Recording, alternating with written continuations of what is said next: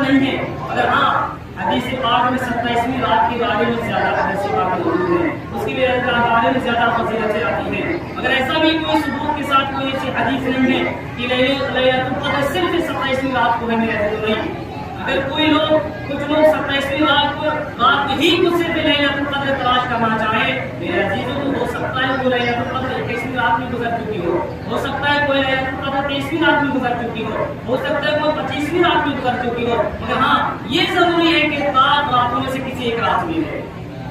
7 راتوں میں سے کسی ایک رات میں ہے، چاہے 21ویں کی رات ہو یا 23ویں کی رات ہو یا 25ویں رات ہو یا 27ویں کی رات ہو یا پھر 29ویں کی رات ہو۔ میرے عزیزوں، بہت بڑے فضیلت کی بات ہے کہ ہم میں سے وہ رات ضائع نہ ہو جائے،